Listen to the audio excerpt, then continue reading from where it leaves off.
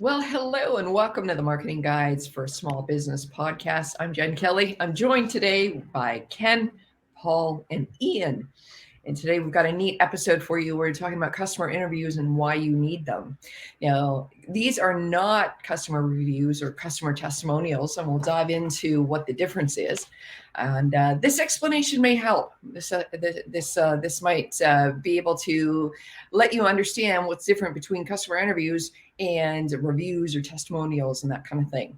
So the results of your customer interviews will be their answers, their feedback, and their opinions on what you do well, what you should do better, and why they value doing business with your company. Now, taking this information to heart and adjusting your messaging to reflect what your customers have shared with you will result in clearer messaging about what your company does and how you're different from the competition.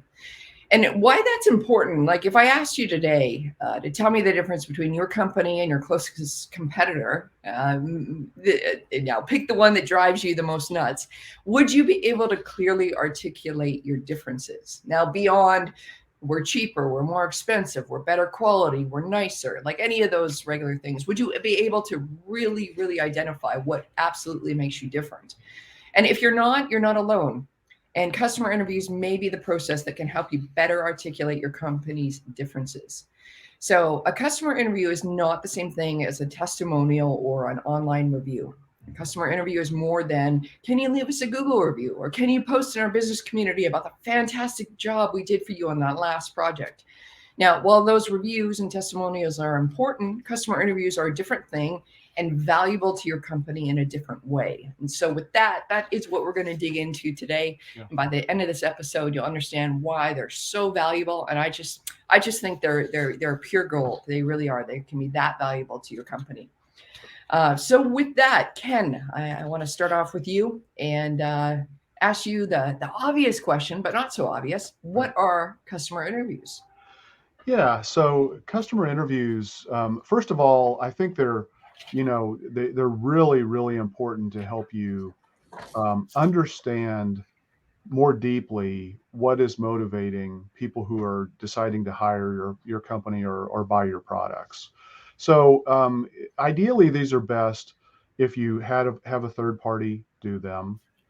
You obviously need to make sure you kind of grease the wheels, so to speak, so that you've got your customer who communicates with their client to let them know, or customer or patient or whoever, to let them know that a third party is going to be contacting them. That's, you definitely need to do stuff like that.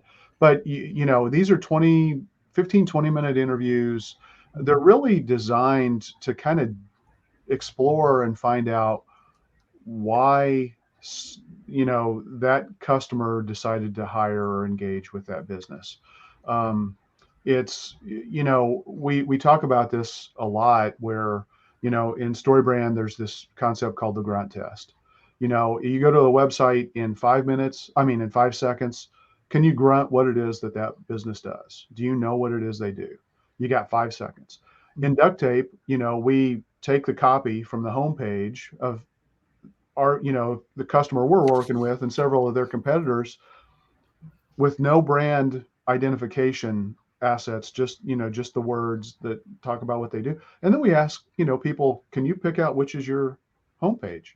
And we find out pretty frequently that they can't. So you really need to dig into why people are making these decisions. And ultimately you gotta dig into stories of transformation. What are the problems that they had, what were solved, what's their life like afterwards? And when you talk to people independently from what the marketing is projecting and you learn what the customers are saying, now you can start to work to build, your core point of difference or your unique sales proposition, whatever terminology your marketing bent might want you to use. But it's really core for your differentiation. Absolutely. What's been some of the reactions when you have all those different? Now, I'm assuming when you say the website, like you cut off the branding, so it's just the tagline or the words or the first few sentences that is on the website. What's been the reaction? Can your clients actually find their own messaging? No, no. Honestly, we've got clients that I don't think ever look at their website, which blows me away too. But But I guarantee you that just because you don't have time or you haven't recently gone to look at your website to see what it has to say, people do care about it, and it influences buying decisions and how willing they are to give your business an opportunity when they're doing, when they're doing their research and reaching out to businesses that they want to do business with, or passing you by. So, it's fascinating to me how many people take what they have on their website for granted. Hmm. It always blows me away. And to be able to definitively say, yeah, that's ours, um, probably not very often. Yeah, yeah, which drives home the point of how helpful these are for sure. Paul, why should a company do customer interviews as part of their marketing strategy work? Well, I want to modify this a little bit. You said, why Okay. should a company do customer interviews? And I think it's important. The company itself probably shouldn't do the interviews. They should have a marketing agency or a third party do them, because customers will probably tell a third party something that they would never tell the business. And that is how you get more accurate information. And they should do it. Ken touched on this a little bit, but they should do them or have them done, because you can find out why why a customer hired you as opposed to the competition, maybe what did differentiate you from them.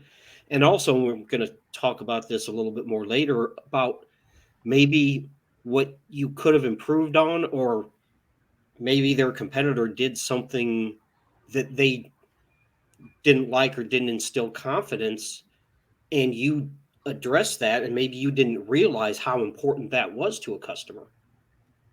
So you can get a lot of information from these interviews that you may not even be aware of, because you get your head wrapped around your own business. And we Hmm. talk about this a lot of times in content, not to use jargon specific to your industry, because your customers don't know what that is, and you're not going to realize that if you don't talk to your customers.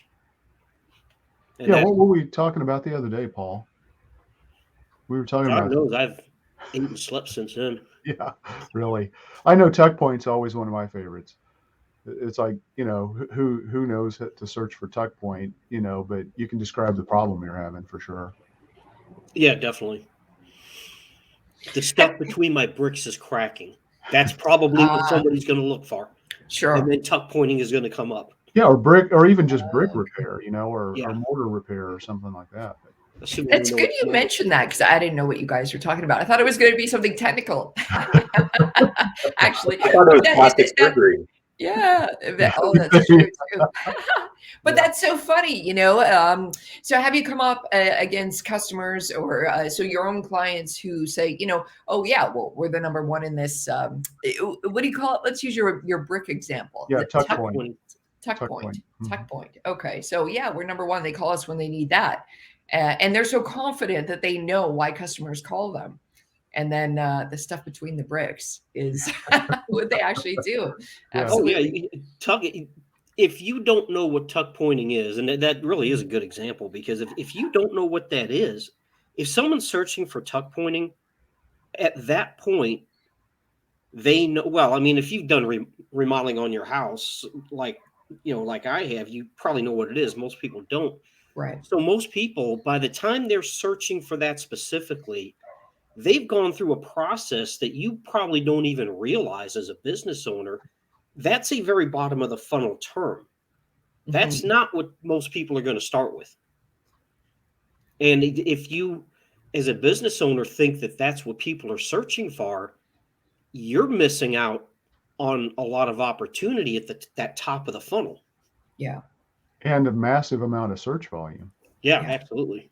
Yeah. 100%. Absolutely. Ian, with these customer interviews, they sound pretty good. They sound like a neat thing that really solve a problem. How do they actually work?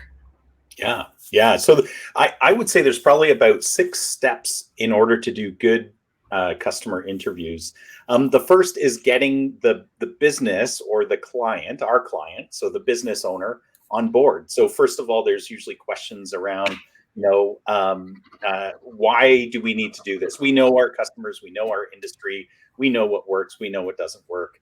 And then the second question that they need to be convinced of is why you guys should do it versus me and my team. And so we've covered that a little bit, but I think that's going to come up later in this conversation too. So the first is convincing, right? Or winning over the client to understand really the value proposition of an interview. And then the second point I would say is getting the list. And this is kind of a whole thing unto itself, because depending on the business that you're working with, it depends on the industry usually. So you always want to have at least a handful of the best clients, because you want to understand, hey, how do we attract more of these ideal clients or customers for our client? Sometimes they want to mix in some lost business. So, especially on the B2B side, they might want you to interview some businesses that they've lost. And then sometimes we've seen this, especially in kind of the contractor world, the remodeling world, where there's lots of subcontractors. There might be architects, where we've been asked to interview the customers, the subcontractors, and the strategic partners, and sometimes even employees, to really kind of get the whole picture of what's going on and trying to unearth opportunities. The third part of it, I would say, is the scheduling.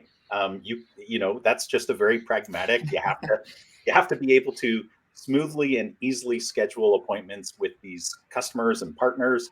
And just as Ken said, they're usually about, they can range from like 10 to 20 minutes. And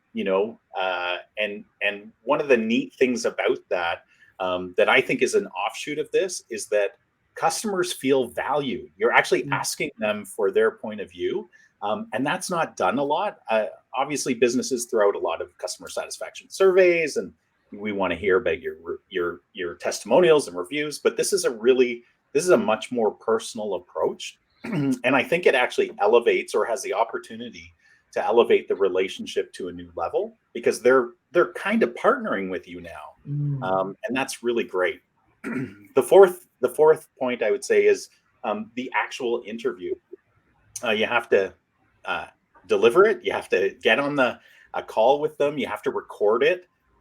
We transcribe the interview so that we actually have a printed version of it that we can, slice and dice. Sometimes we've even thrown the interviews into word cloud so we could see, oh, here's like common terms that are popping up in all our interviews.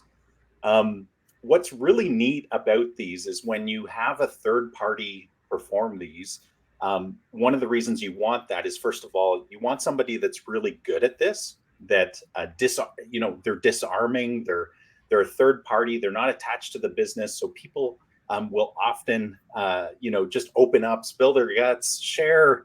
And if you're a good interviewer, you will be able to ask leading questions. When a thread appears, you'll be able to follow that thread a little bit further with people.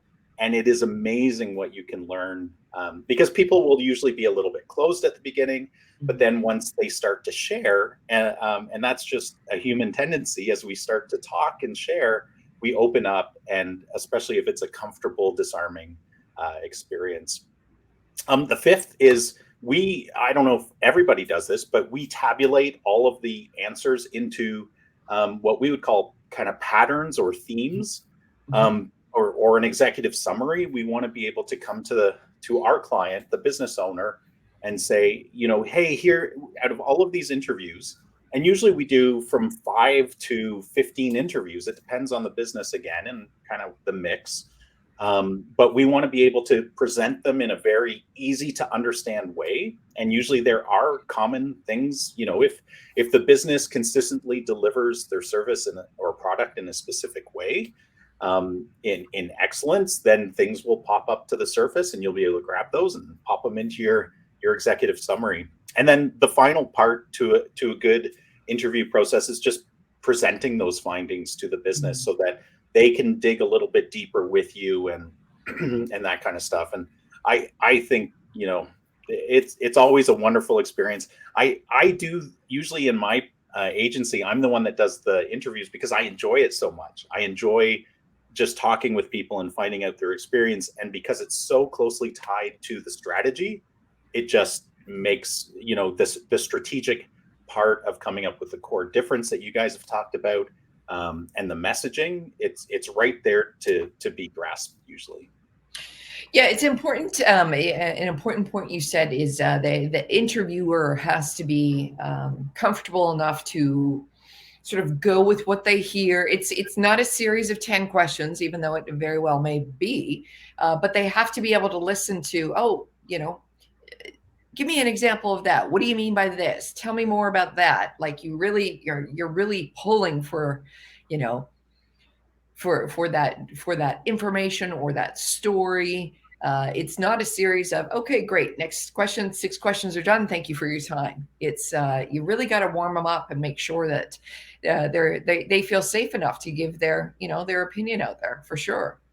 Yeah, I mean, we always have a standardized list of questions, right? Because Yeah. it's almost like when you interview for hiring people into your business, you want to have kind of a common playing field for how you, dissect the answers people are giving you. But yeah, it's the bunny trails that you take, Mm. when people are talking, or the threads you pull, that I think that's usually where the gold is found. Yeah.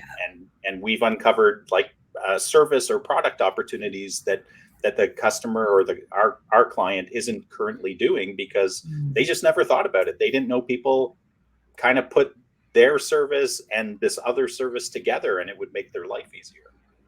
That's really interesting.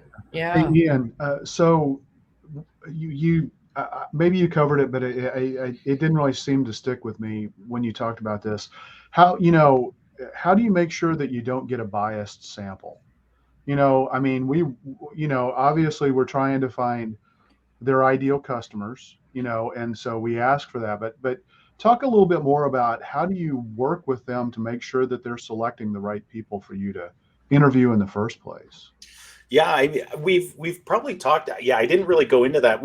I think we've talked about this a bit when we've talked strategy and finding ideal customers.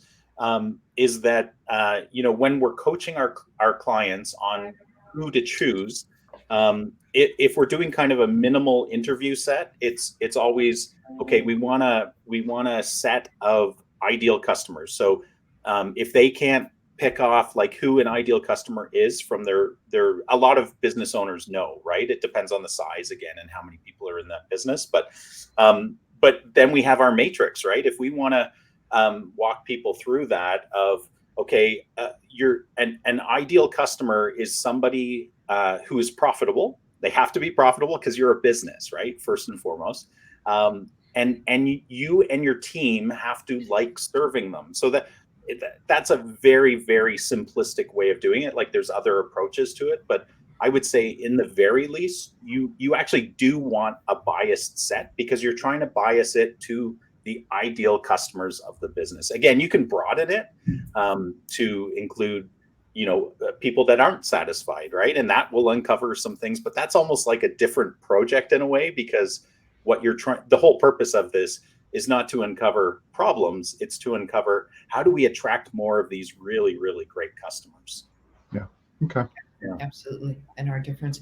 There's one thing in there. So if a client you have is starting a new business, so has never served their ideal client yet before, is it possible? And if so, how would you do it? Is it possible to do these kind of client interviews for a business that has yet to sell their first product or service?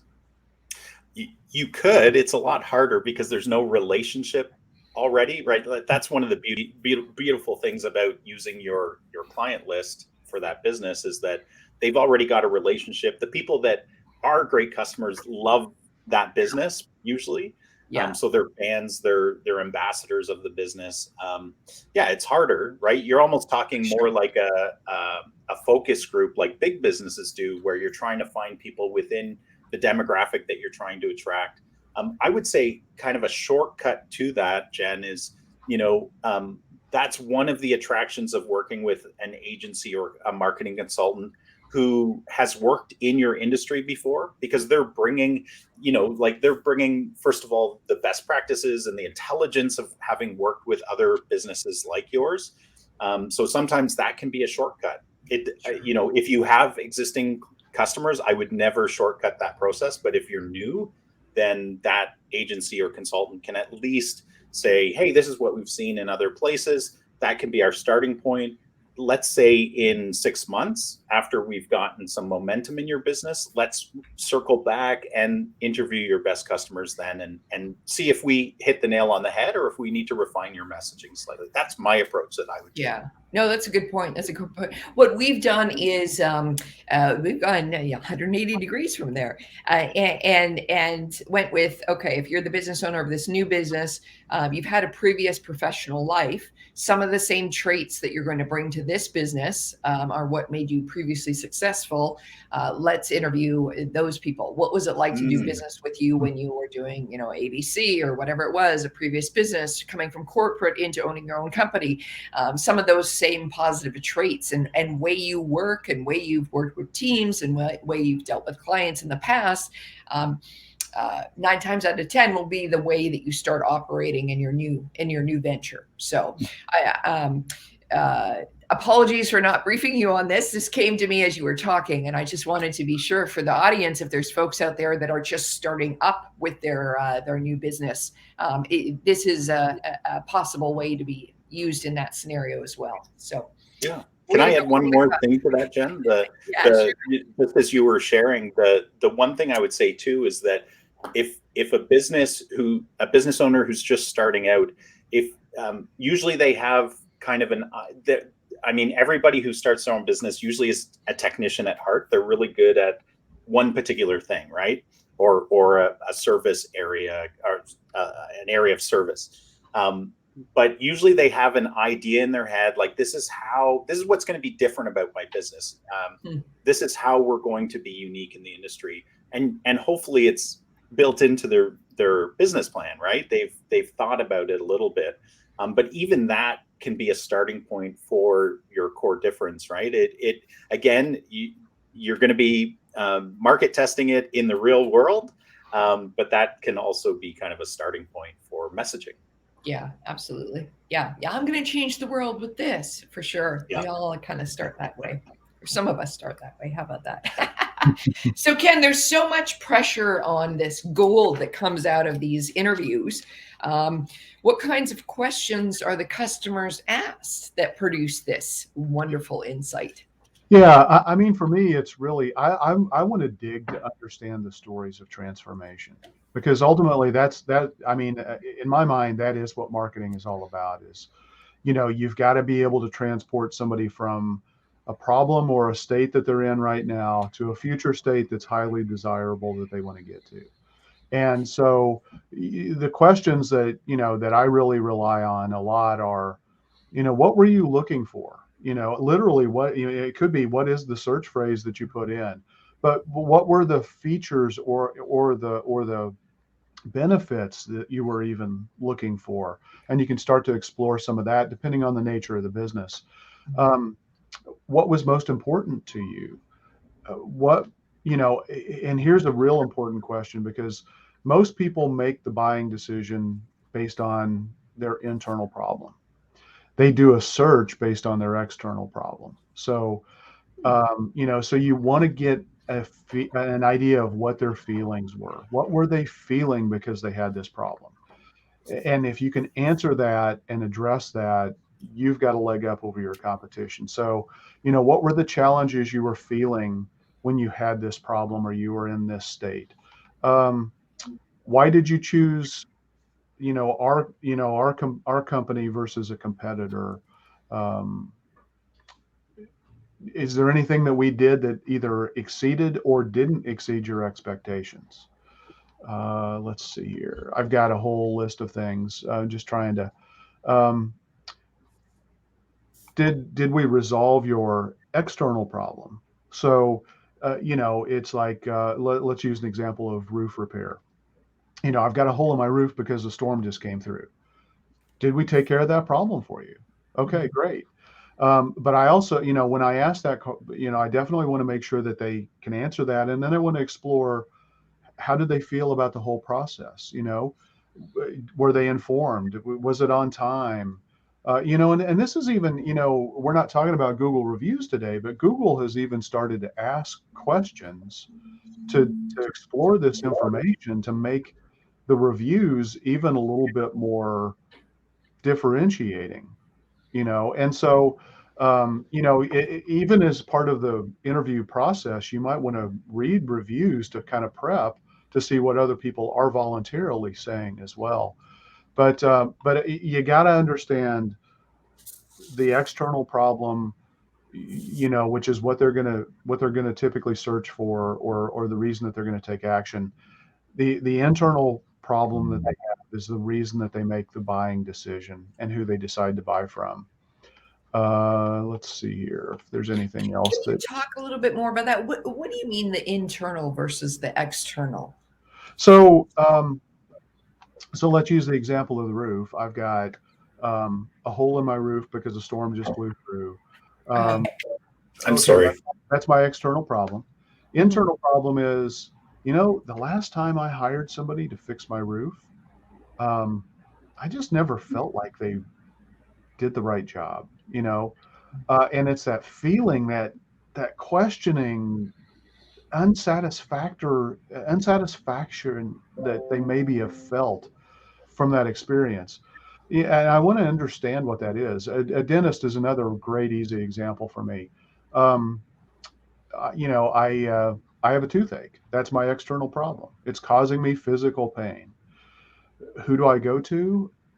I'm probably going to select somebody that can answer. If I have a fear of dentists, or I find it to be a painful or really highly stressful experience, if I find somebody when I'm doing my research and again, it may be abbreviated because I'm in pain, but if I can find somebody that says, we offer pain-free dentistry, or look, we know coming to the dentist is an uncomfortable situation for many people. Here's how we help you overcome that. If they answer that, that's who I'm going to go to, provided, that I don't have. Now, if you're talking about emergency services, that internal versus external, may not carry as much weight. It may literally be, who is the first person that can come out and stop water flooding into my basement. Yeah, yeah. Uh, but even then, people probably are going to have the opportunity to call a couple of companies, just have them come out and check it out.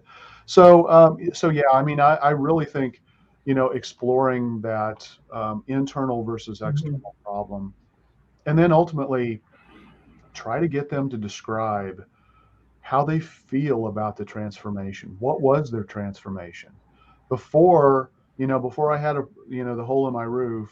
I was worried about my property being damaged. I was worrying how big of a bill it was going to be. When I hired these guys, they came out, they took care of the problem fast.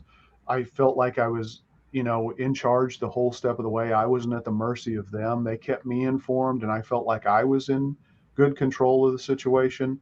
And now, I feel good because I know my family's safe, you know. And so if you can get people to kind of tell that story and that transformation, that's gold in my mind. And so that's really what you want to try to do. Um, so yeah, before and afters I think are really important. I mean, there are probably a dozen questions or so that we kind of have, that we just kind of have as in our go-to. But as Ian said, it's got to be conversational. It's got to flow. You gotta be able to follow those. What'd you call it? The string. Yeah, the The thread. Thread or the Yeah. rabbit.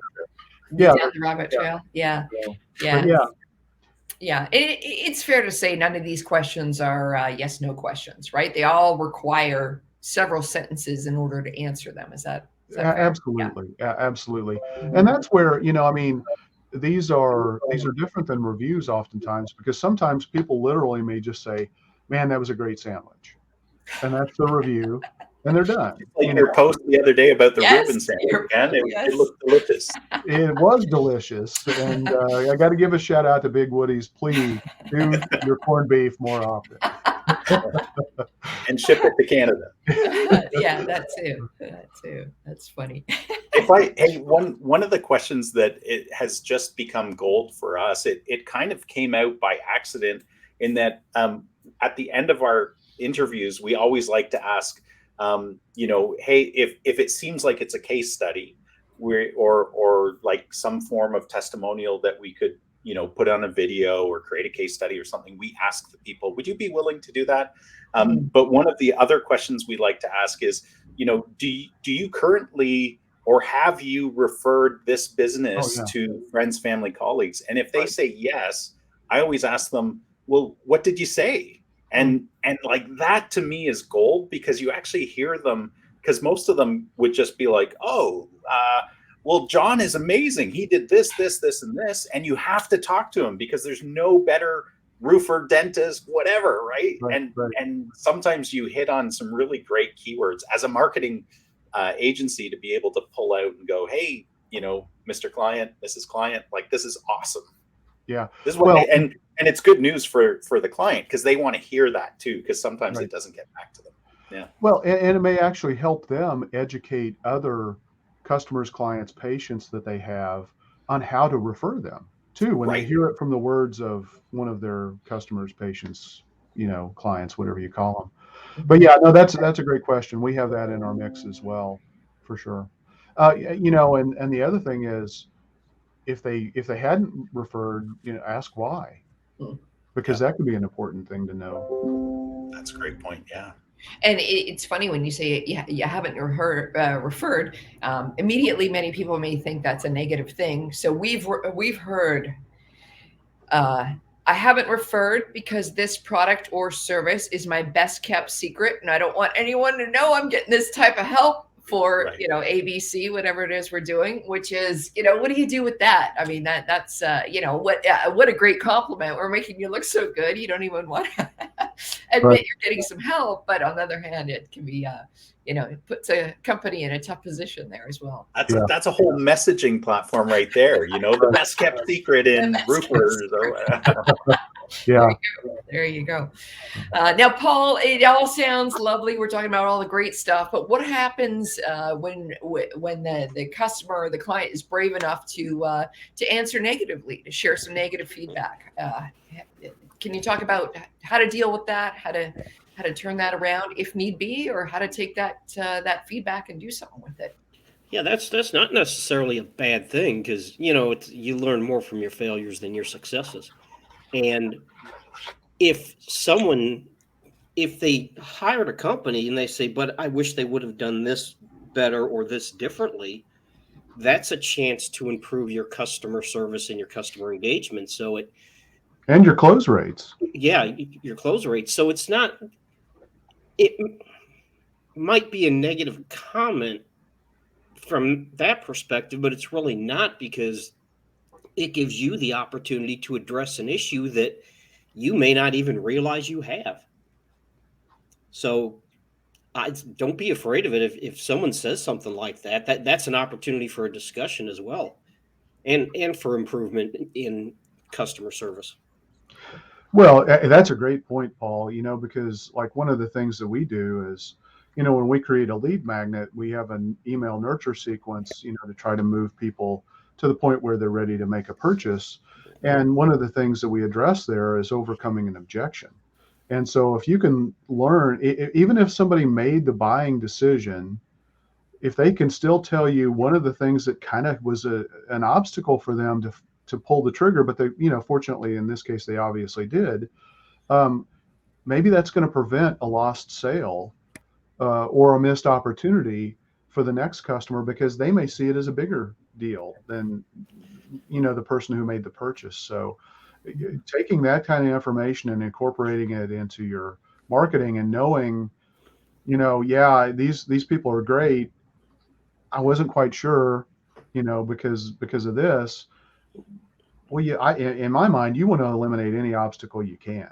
And so that's incredibly valuable information. Yeah, it And could be something like, they well, read- I wound up having to call them because they never responded to the form I filled out on the website. That happens, and that needs to be addressed Yeah. yesterday. Yeah. Go ahead, and Ian. sometimes you can save a client, right, or a customer, because if they've been fantastic customers, really happy, and then all of a sudden during, like, at the time of your interview, they might have experienced something negative, you can take that feedback quickly back to the business, and they might be able to win back that customer by taking extraordinary measures, right? So there's rarely a bad case for doing interviews. Yeah, absolutely. I've got a couple of examples of some negative feedback that we had with a couple of our clients. So one of them was a small law firm, and believe it or not, their major payment, the way that they accepted payment was through check. And some of the feedback was like, "Can I please pay by credit card?" Like, oh my goodness, right? And so, when presenting to the lawyers, they didn't even think about that. They're like, "Oh my God, of course!" Like, boom, done. Like, if that's negative feedback, no problem. We'll get that, we'll get that in place. Another was a mortgage broker who like locally here, quite famous, has a whole team of mortgage brokers. And the feedback was, we came to this, I guess this organization because we wanted the superstar to deal with us, and instead we got a worker. And like, what does it take to get the superstar to work with us? And so and when that was brought back, it was kind of like, oh, okay, is there a way we can message? So if you want the superstar, you're on this track. If you want any of the team, we're on this track. Do we have to message that the team is just as good as the superstar? That's why they're part of, this person's team. Or, if you do want that superstar, experience, let's just say, does that mean, maybe you're waiting a little bit longer in order to get your work done? Or maybe you pay a little bit more, but certainly the messaging about like the choice or the expectations of coming to have your mortgage done by this firm, it wasn't even considered before, and not in a negative way, but like, hey, we're trying to get this done for you. So there's a couple of examples there, which, it's not the end of the world for the business. It's a chance to, and with these two examples, had no idea this could have been an issue, right? Just weren't even thinking about it. So very, very important. Ian, we've touched on this a little bit about the third party and how people spill their guts to strangers and whatnot, but could you talk more about the importance of it? Because it could sound like the marketing agency just wants, to be in on everything that's going on. What's so important about a third party doing this type of work? Yeah. I covered some of this. Just to expand on it a bit more. I think first of all, having a third party do it, and if they do it right, they have a good interviewer, right? An interviewer that understands just what Ken was saying, where what we're trying to uncover is the transformation that's taken place and how we can communicate that as a core difference and also uncover opportunities, right? And so, that's really important. So it's kind of this strategic mindset, because that will actually lead to different questions sometimes, depending on the journey the conversation takes, and how you draw that out. Some people are good at drawing out answers. Other people are not as good at it. I think that leads into kind of the second point, that if you're in the business, if you're a business owner, a salesperson, customer service, reception, whatever it is, you have too much at stake in these interviews emotionally, right? Because first of all, it might stop people from being authentic and sharing the truth. And that's horrible, because that kind of deflates the whole purpose of this endeavor. The other side is that if somebody says something and the interviewer in the business becomes emotional about it, even if it's just internal, they might have a good game face, poker face, but if internally they're kind of all rankled up, it's going to affect how that conversation continues, because they can't be kind of a dispassionate third party just going, oh, okay, well, that's too bad. Because you guys were talking about negative answers. Yeah. There's leading questions that come out of those negative answers where we want to dig deeper, because it might not be enough information to be able to take back to the client. And yeah, the third point is really, I think people open up differently to kind of a stranger, a neutral party. You're almost like a mediator between the business and their customer.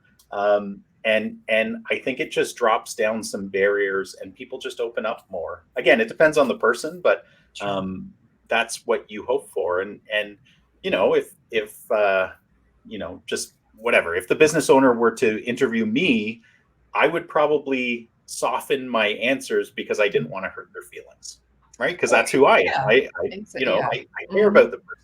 Yeah. I especially if it's like your dentist and they're going to be in your mouth next week or something, right? Like, I am not getting this person upset. I'm going to be nice to them. That's right. Or if they're working on my car as a mechanic or something, leave those brakes alone. Yeah, I don't want them thinking negative thoughts the next time they're working on my car. Yes. So good. Very true. Anybody else have any input on the third party talking to strangers, spilling our guts to those that don't know us? Not really. Not really.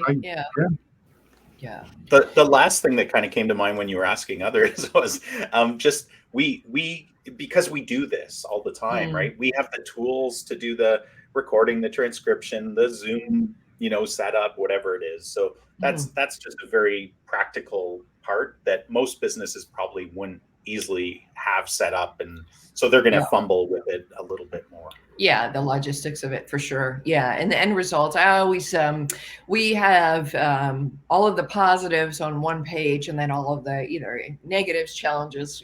However it works best for the client with the vocabulary. And I always tell them, the positive, piece of paper, stick that in your desk and pull that out one day when you're not feeling so great, because it's all the wonderful things about what you do or how you do it and that kind of thing. So yeah. I mean, the thing is, if you have your marketing company that you're working with do it, we also do it with forethought in mind of what we can take and use and reuse as assets for the rest of your marketing.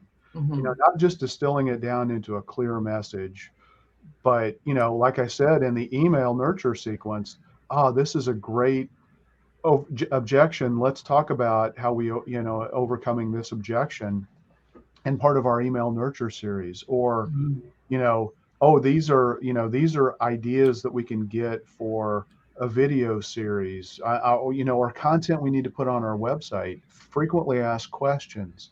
I mean, so whereas if you're in the business, you may not be thinking about those things, so you may capture some great information. Like Ian said, I think you're going to get it somewhat filtered, but you're probably not going to be able to take full advantage of what you got either. And you really can get gold. Yeah, absolutely. To wrap up, do any of the three of you have an example of a before and after story that you'd like to share about doing the client interviews, customer interviews? If not, I have one in my back pocket, but I'm happy to share one. Okay, please do. So I had mentioned earlier about how we did one for a remodeling business, and they wanted us to interview their strategic partners as well as their customers.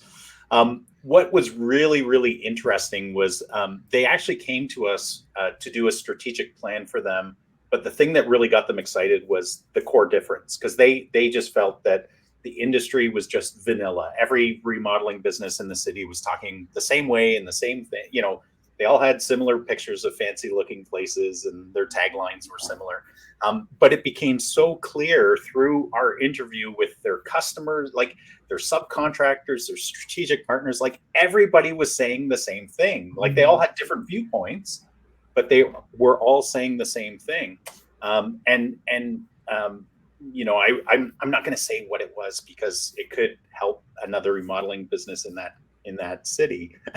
but it was so fascinating that when we took those findings, we created a core difference, we shared it with the client, like it just immediately resonated with that remodeling business team, because they were like, yeah, that's who we are. And that's what makes us unique. We just could never, drill it down to that.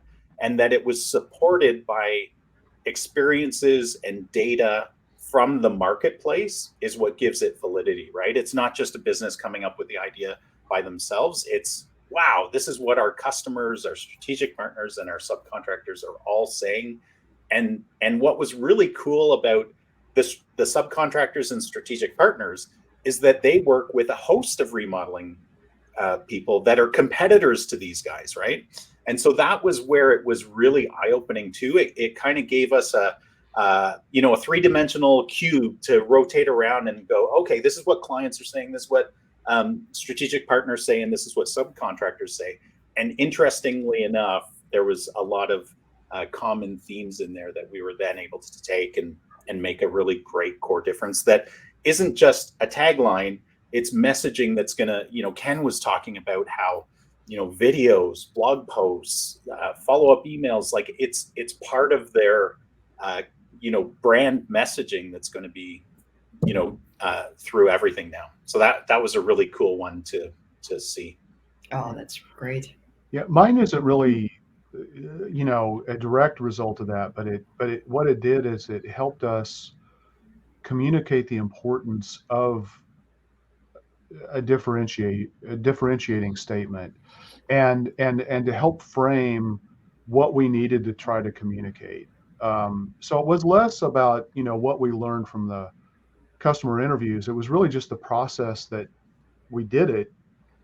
Kind of made it possible for us to really have that deeper conversation. And we've talked about this before. The elements of value pyramid is such a great document to just refer back to, and in this case, we're working with, a high-end home remodeling contractor, and, you're really looking at something that's aspirational. And so, moving the needle from just saying we do this, to, talking about the aspirational transformation that somebody wants to attain, just makes you stand out so dramatically. And so it was really just it was kind of a derivative of the process of just doing interviews that kind of got us there. The message kind of fell in place. It wasn't anything that was really uncovered during the process, but because we did the process, it was, I don't know, I don't know if I'm making sense, but sometimes just doing something yields unexpected results. Absolutely. Yeah. Paul? Yeah, I don't know if it's not really before and after, because I don't think we've shared it with the client yet.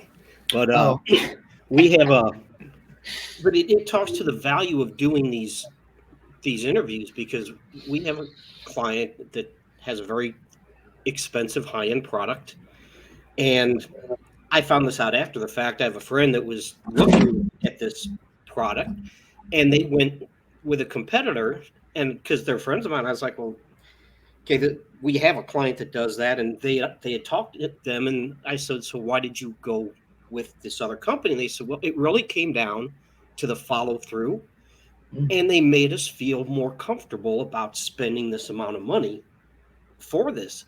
So that's something. How would you ever find that out if you don't do these interviews? And I mean, it wasn't a pre-planned interview. It just happened to be a friend of mine that was looking for this particular product and went with a competitor. And because it was a friend of mine, I just asked them, and they said, well, this is why. And it wasn't a competency thing. They just, the follow-up was better. They were spending thousands of dollars here, tens of thousands of dollars, and they made us feel more comfortable. Wow. Internal problem. Yep. Wow. Yeah. The feeling. My goodness. Great. Well, that has been a great conversation about this topic. So I think we should wrap up. So I want to thank you very much for joining us today. Now, each of the Marketing Guides businesses are set up to perform customer insights interviews as part of their strategy first work. So contact any of them for more information on this important part of your marketing strategy. And if this podcast has been helpful to you, please share the wealth with others, telling them about it. And until next time, thanks so much. We'll see you again.